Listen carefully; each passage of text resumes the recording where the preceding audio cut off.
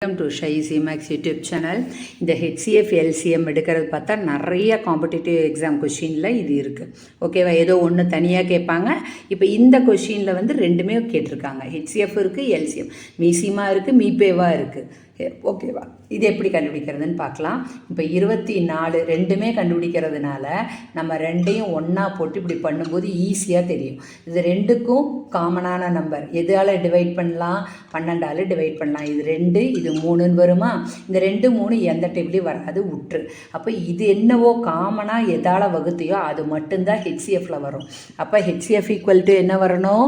இந்த 12 மட்டும்தான் வரணும். ஹெச்சிஎஃப் 12 ஆன்சர் வந்து பார்த்தா 2 ஆன்சர் இருக்குது. அப்போ அடுத்தது எல்சிஎம் என்னன்னு பார்த்துடலாமா?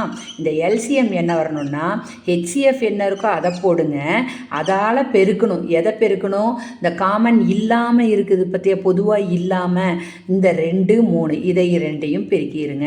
அப்போ இதை பெருக்கும்போது 2 3 6 12 6 எவ்வளோ வருது? 72. அப்போ 72 வரணும், இந்த 12 வரணும். இது ஹெச்சிஎஃப், இது எல்சிஎம், இது மீசிமா, இது மீபேவா.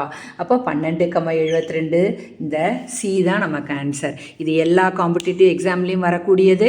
இதை நல்லா நோட் பண்ணிக்கோங்க, நல்லபடியாக யூஸ் பண்ணிக்கோங்க. ஓகே, சப்ஸ்கிரைப் பண்ணுங்கள், லைக் பண்ணுங்கள், ஷேர் பண்ணுங்கள்.